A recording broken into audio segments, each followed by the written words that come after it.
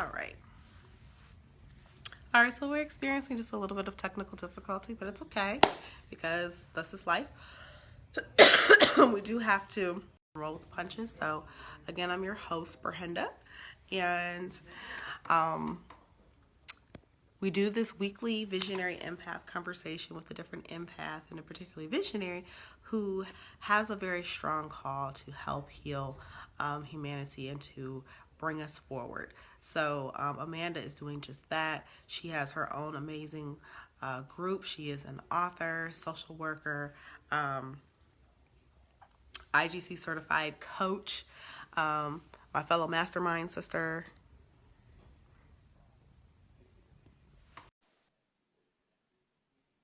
And invitation has been sent to her. Sarah Taylor, thank you so much for joining us.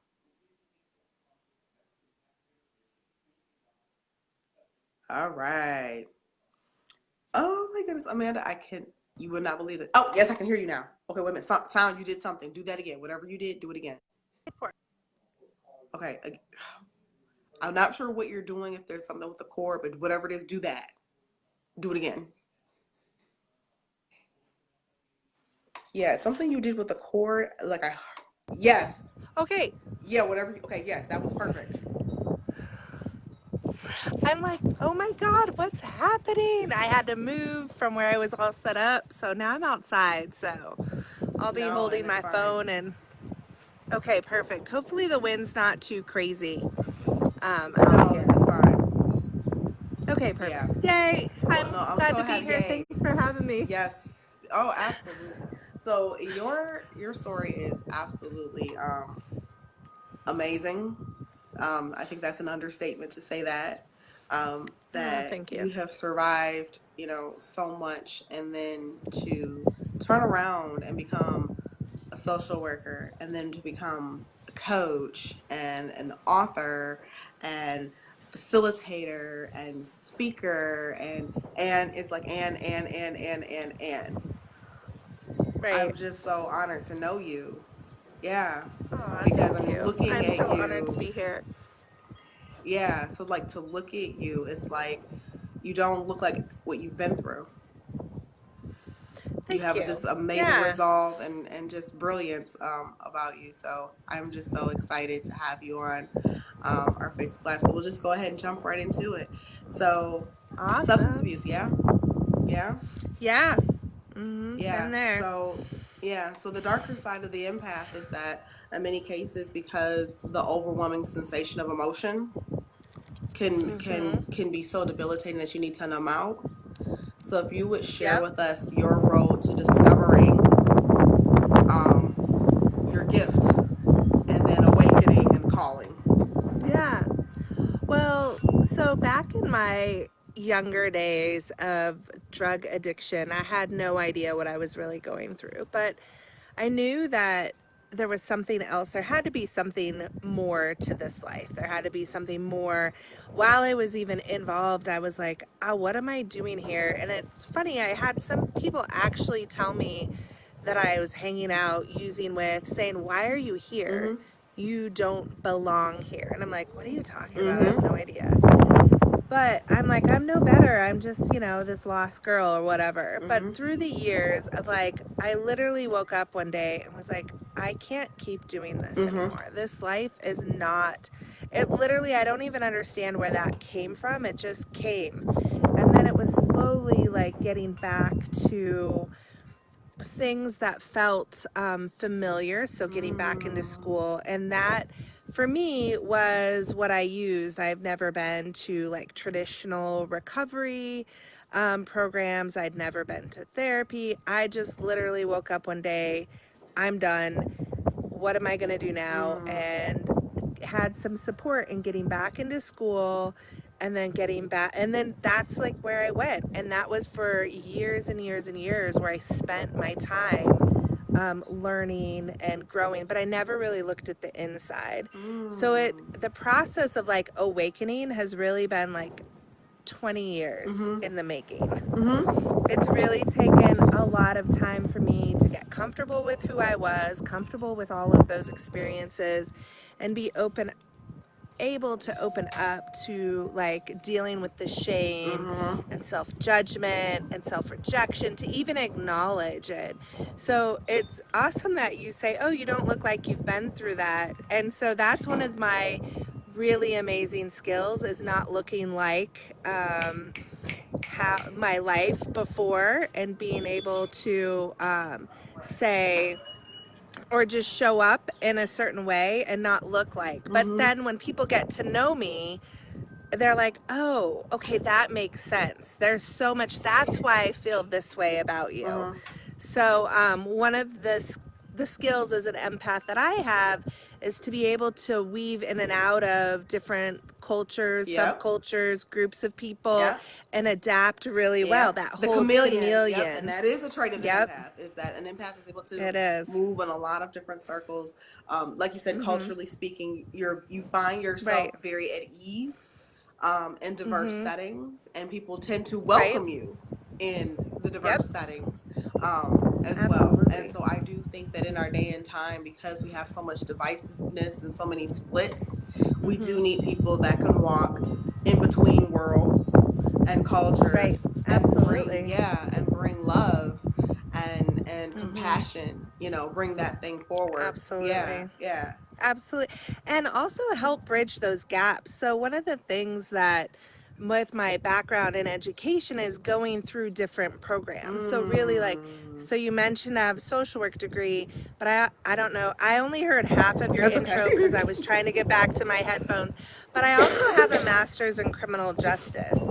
And so, one of the things that I really realize is that there's so many different, when people go, whether it's education or where you grow up, you learn certain things about life. But why we're always on the different odds of like sides of things is because we don't understand what perspective or paradigm other people are coming from, because we weren't Mm. educated in that.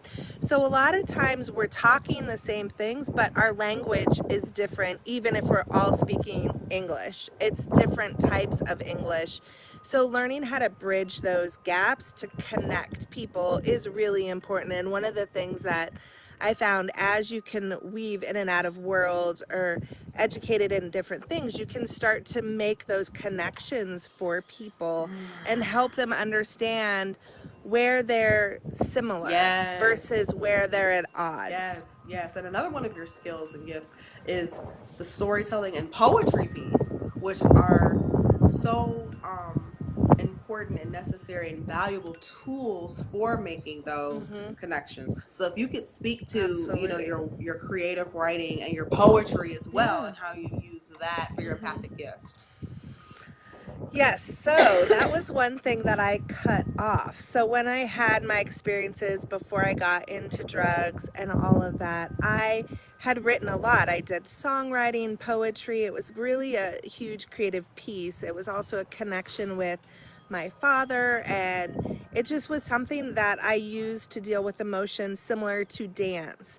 But when I had my experiences in life that kind of drove me into the road of drugs, I stopped all my creative process. In fact, it wasn't until I was in my later 30s, I might have delved in it a little bit, but really it wasn't until I like was in my later 30s willing to sit down and write again. So I'd been writing.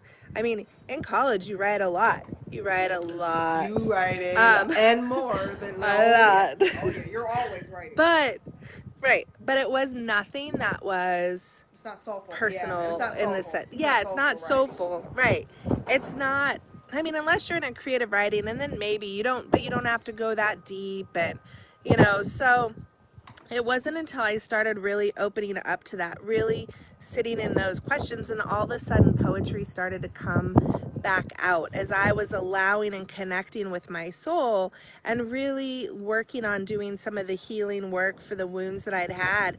It was just starting to pour out of me. And one of the um, trainings that I'd done when I was in trauma work was, and keeping my license, I have to get trained, was expressive arts, and being Mm. able to take And I love expressive art, so I use it a lot in my work with people. It could be collaging or, painting or whatever. There's a ton of ways to dance, poetry, Mm-hmm. but they had us take one sentence from a song that we loved, and then we had to create a poem around it. And this was in a training, and that was one of the first ones I did as part of this training project. But then also it evolved into this bigger journal project that I'd done, where then it starts to come out more and more and more. And so when I sit down, the connection is there and I love it. Yeah. But it's also still scary because it's like I hadn't done it for so Mm-hmm. long that then you have to learn to be vulnerable with yourself, because poetry and creative arts is a vulnerable thing. Oh And yeah. so with all the self-judgment I had been having over the years, I had to learn how to let go of some of Yeah. that to be able to allow that creative process to come Yeah, back. and I think that that's very powerful, your allowing of it, because Hmm. as a spoken word artist, you're so sensitive in nature as an empath, and then you're so sensitive to bare your Hmm. soul, in front of people you don't know, or Right, even in even right, in circle, even in right. circle, Even in circle. the things that come up, you think that you're the only one. And I think that when we Hmm. have those kinds of experiences, it is very validating to know you're not the only Hmm. one. And so I would encourage Right. any empath that's on our line here. So I do want to take a moment to shout out Nick. Hmm. Nick was one of Absolutely. my former students. So shout out to my Yay. education life. So shout out, Hi, hey Nick. baby. But I wanted to acknowledge all the poets that are on the timeline. So, just drop us a heart or drop us an emoji if you're a Hmm. writer and you journal, because I found that that is definitely one of the tools for an empath to process. Is even if you don't Hmm. share the writing piece, Yeah, just to get you out. don't have You to don't have to share. share, but it's a great tool. No. Yeah, it's a great tool for Hmm. you to use. And so, what has been some of the more rewarding experiences for you? Because I'm sure that there are many as a coach and as a facilitator that you've been Hmm. able to bring out of one of your participants or clients. Um, I love connecting with people in person. Mm, I love doing online work too. Connecting through video is amazing, but I love it when I can be in a room with women and help them have an experience. So that is like, it makes me so joyful. And a couple years ago, before I wrote my book, I facilitated a retreat called Delight in Your Shine, which hopefully I'll have another one again. I Um, like that but title. it was amazing. Yeah, it was Yeah. so awesome. It's all about celebrating who you were and really, really connecting with that light that you are. And we did circles of celebration. It was just really fabulous. I love it. I could go on about that. But I remember one of the women who was involved, and she could, like, all the women struggled with loving themselves at some level, some amount of self-acceptance, because I tend to do a lot of work around self-acceptance, fully owning who you are, embodying self-love in like a really intense way, Mm-hmm. but not like intense in a crazy way, just like, wow, this is big. um and she really had a hard time saying that I would even love myself, like many people do and women do at some point. There's been so much judgment or shame or self-hate or Mm-hmm. self-rejection or disownment of who we are through all of our experiences, and it just piles on and piles Yep. on. And we were going through circle. I don't remember exactly what we were talking about, but we had this mirror. So one of the journals I made has a mirror in it, I love it. and I passed it around. It was when you first open it, there's a mirror, and then it's a card that says "Hello, beautiful." And inside, I took a bunch of stickers. So this is, you can do expressive and creative things with stickers. You don't have to be an artist. And I just took a bunch of like little positive sayings and put them all in this card. So when you open the card, you could just, your eyes draw to something and you pick it. So one of the things we did that, and she couldn't even barely look at herself in the mirror at the beginning of the retreat. And it's heartbreaking when I Yes. see us, women, and I've been there. I've been there, not be able to look at ourselves and to say something kind, to hold loving space, like even a little bit, that's just so heartbreaking to me, because I've been there. I know what that's like, and I know how hard that is, and how alone and how dark that feels to be in that Oh, yeah. space. It's so dark.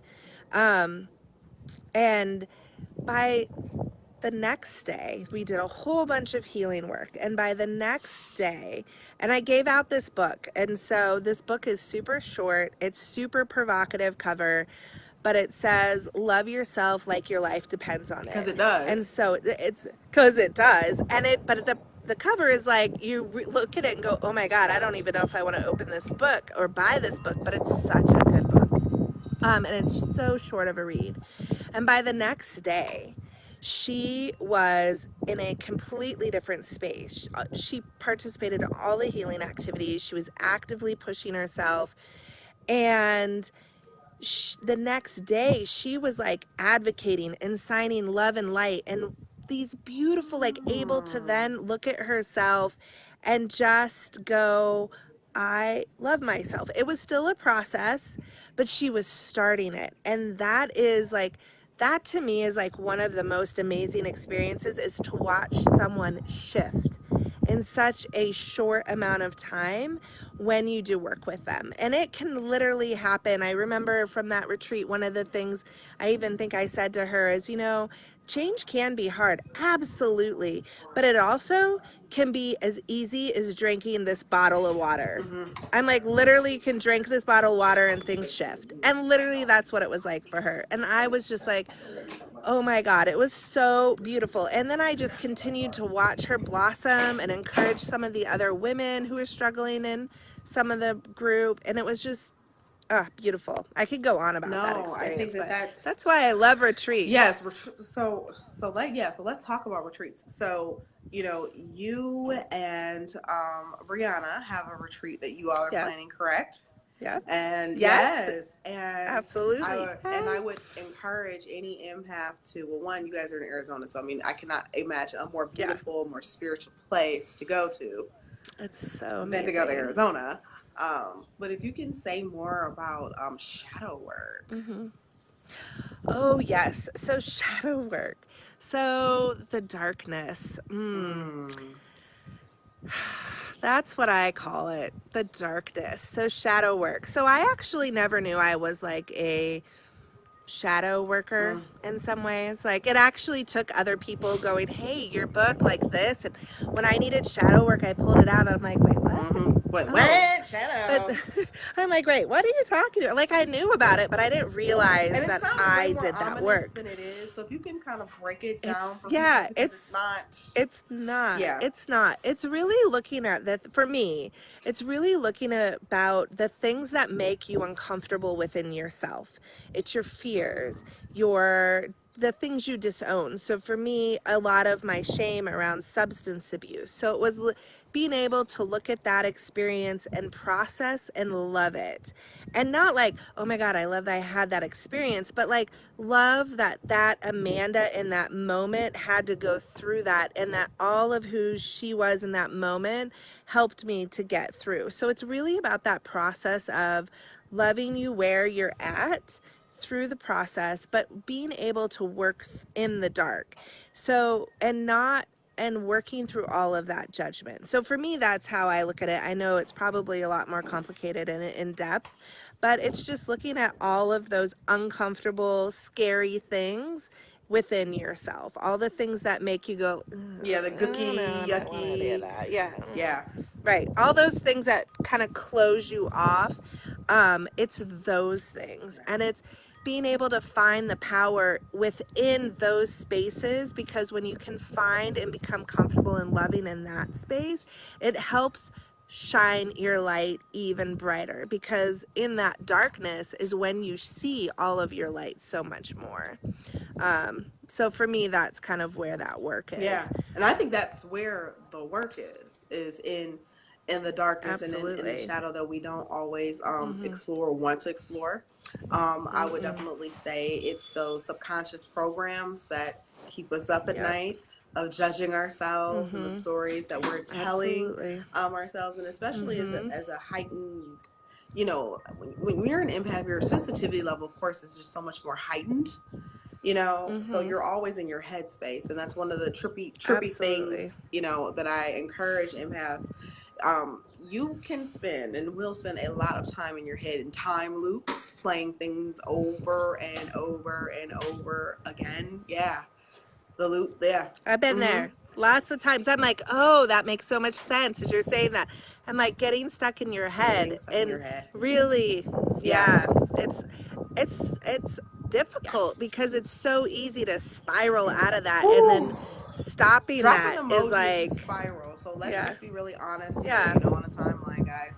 Drop an emoji if you're an empath and you have a tendency to spiral. You stay in your head a lot. Another word I love is rumination. You're always ruminating yeah, over, oh man, why did I do that? Or I should have said this, or, I can't believe I reacted that right. way, or why didn't I see this or that, and Sooner, sooner. Yep. right? All those red Oh flags. Like, yeah. there's a lot of judgment, a lot of self judgment in that space. Absolutely, Yeah. absolutely. Yeah. So how do you Mhm. help clients get out of that loop? Mhm. Well, first I have them take a deep breath, because usually when they're doing that, it's like blah, blah, blah, blah, blah, when we're talking. And I'm just like, okay, I hear all of that and I honor you, because I really believe in like honoring the process of where you're at. So you have like, and I don't like moving through things too quickly, but I also don't like getting stuck in places. So it's a Yeah. balance between honoring where you're at and allowing that to spiral a little bit, but not getting lost in the spiral.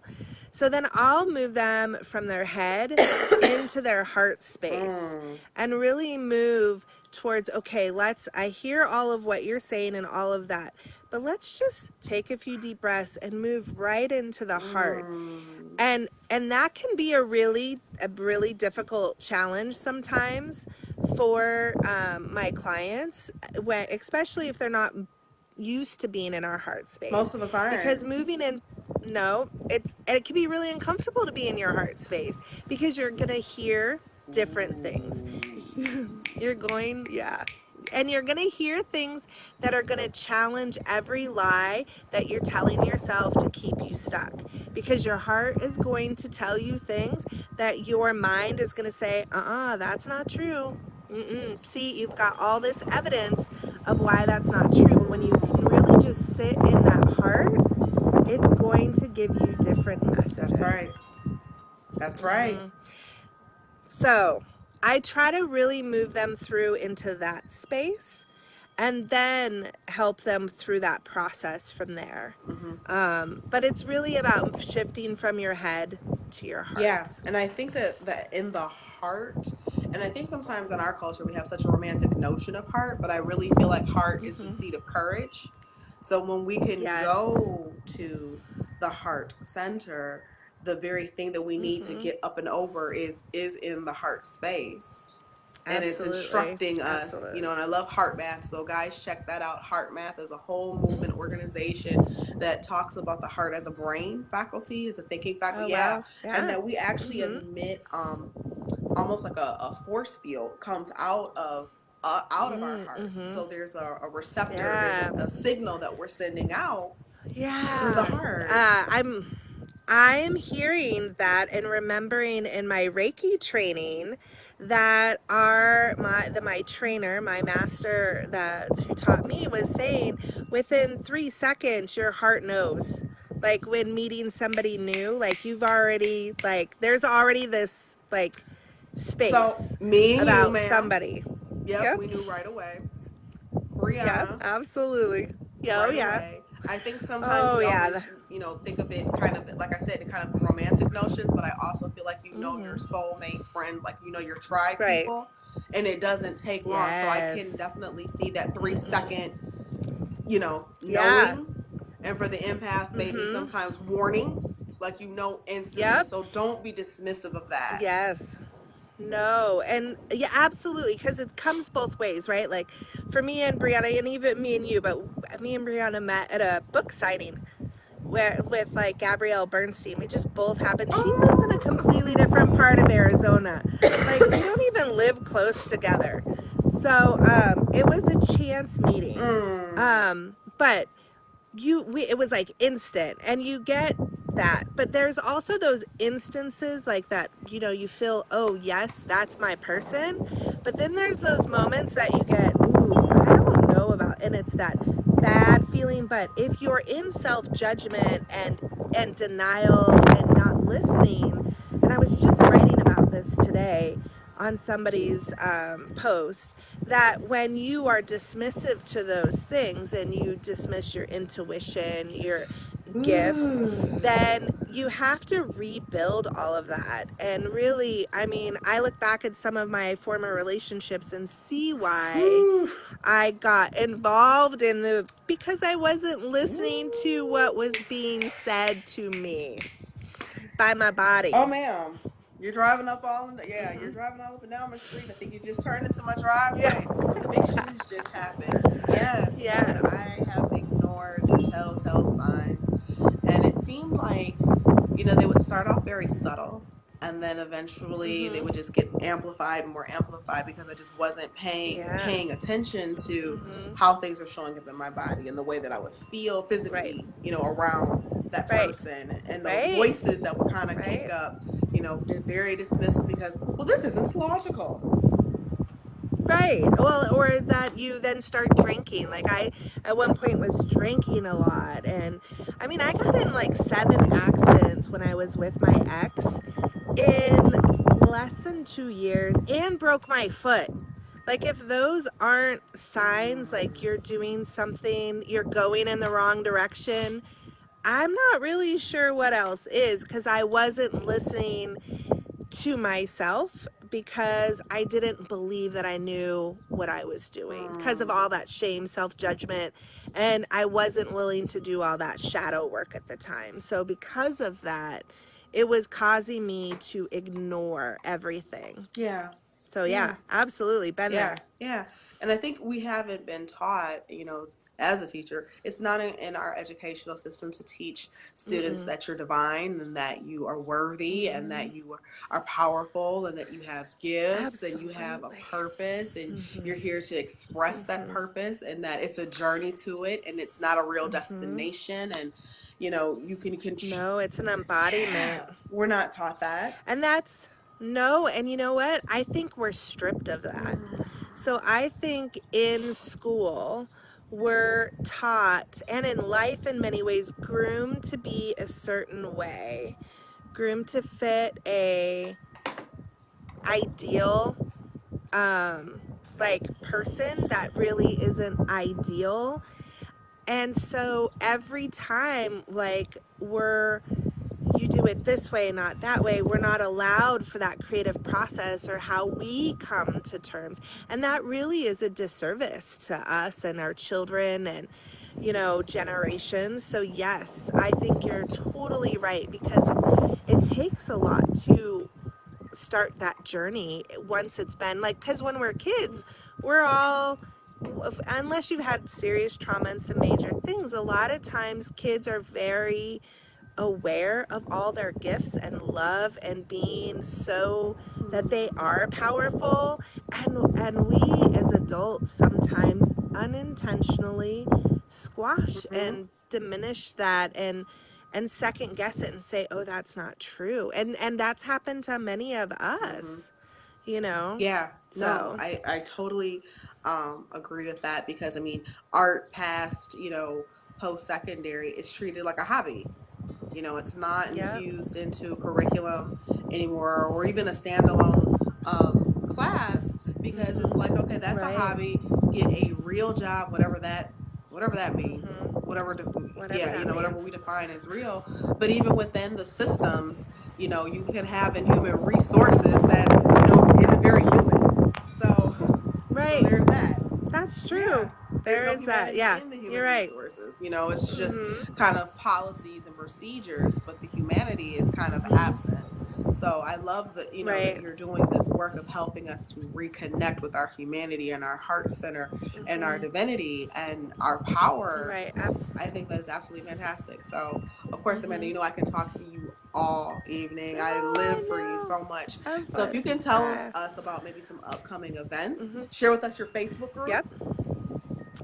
Yes, my Facebook group is Beautiful Knockout Sacred Space. So it is for women predominantly. That's who I work with.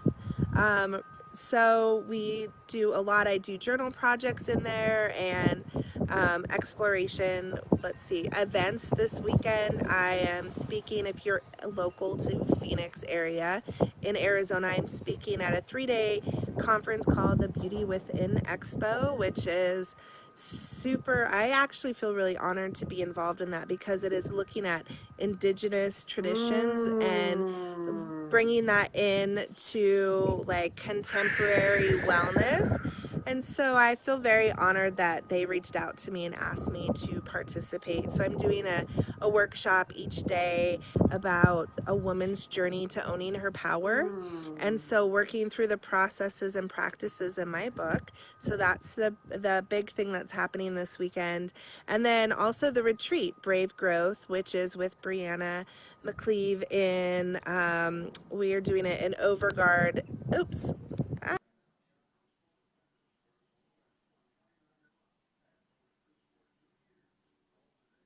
Uh-oh. I hope I didn't lose you because you were doing great.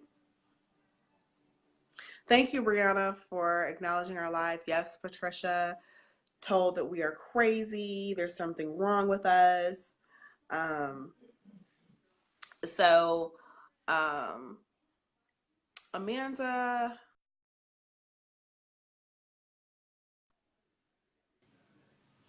Oh, okay.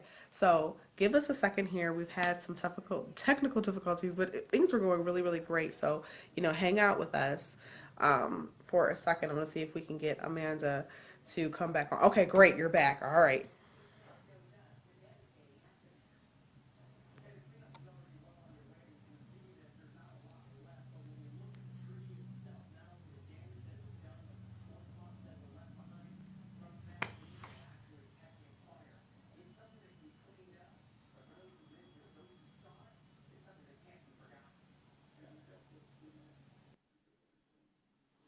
Okay. I'm back. Yay. I'm so Yay. sorry. It's I don't okay. even know what happened. It's okay. It really is. When it's windy here, because we live in the desert, kind of the ranch part of the valley north of Phoenix, sometimes my service is no bueno. So my apologies. So I was saying we're doing the Brave Growth Retreat, which is I do a lot with being brave and standing in your courage. And my book is called You're Brave Enough. 8 daily practices to be your own hero. So me and Brianna does the Grieve, Love, Grow. So we have Mm. combined our work together to really expedite the healing, and like it's going to be an intense, amazing retreat. We have space for 12 women. It's all inclusive. You just have to get there. The travel is not included. It's super affordable. It can be found like on my website. So it's amandajpbrown.com, and just go to the shop and you'll find it. But it's Brave Growth Retreat. And it's June, and it's actually, we specifically aligned it with the summer solstice. So Beautiful. it is going to be really beautiful, and it's not in Phoenix. So June in Phoenix can be a little hot, but it's actually up north closer to where she's at. So it'll be a little cooler and beautiful, kind of in the mountains. And we're really excited to be able to facilitate that for women. So, and I do coaching, and so you can follow me on my Instagram, Amanda JP Brown. Oh, and then the podcast. So I've recently started that There's podcast. that. There's that too. Dawning of the Brave Woman, where we're talking about all things brave, how to be confident, and how to fully show up as who you are. That's something that has been an evolving process for me. I mean, I don't know that you can see it very well right now, but I've been deciding to kind of accept my crone, which is kind of that older wise woman.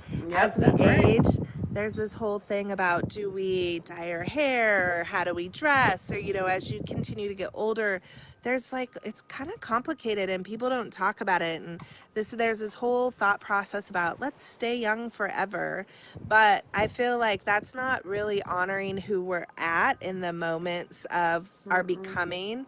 So I've been working on this whole process of unbecoming and becoming. So we talk about things on that, and I'll be interviewing women and talking about their stories and how they continue to show up bravely in their life despite, unsolicited opinions from others, Oh and boy. fear. Because, that comes, whether it's people we know or people we don't know, it happens a lot. That's right. Hmm. That's absolutely right. So, Yeah. yes, you brave, wonderful you. So excited. I'm so glad that you joined us and to share, Thank you so much your for having me. story and your gifts and the offerings that you have for this world. We are so much better because you are here. So, thank you for Oh, doing thank you. everything, yeah, that you're doing. And so, Amanda, if you could, even at the end of the live, you Yeah. could drop Yep, I your will. handles. Yeah, drop your handles in I will. there. Answer any questions because things, definitely come up. Absolutely. Yep. As we're scrolling, things Absolutely. come up. Hmm. But I just again want to thank you. And so, for those of you who have tuned in, my beautiful empathic souls, we have an 8-week program that is starting on Hmm. Monday. We still have a few spots available. Brianna is going to be one of our guest coaches. That's so Tressa, awesome. it is. Tressa Simmons is going to be another one of our guest Oh, that's coaches. Yeah, amazing. we're doing womb Yay. work. Yeah. Nice. So Yes. important. Well, I want to just acknowledge and thank you. Thank you for inviting women like myself and the men you've been inviting to speak and share and help us all grow, because it is so important. So I want to just honor and thank you as well. Thank you. You're Thank you. Thank you. welcome. Thank you. So, family, jump into Be Intentional with Ber-Henda Williams because Amanda is Hmm. there, Brianna's there. Yep. We got some amazing empaths there. We're in the middle of Absolutely. our 5-day challenge. So, we're on day 2. Ooh. So, you can get caught Yay. up. So, I've identified the 8 virtues of the empath, 4 tips for you right now to avoid empathic overwhelm, and they're very easy to do.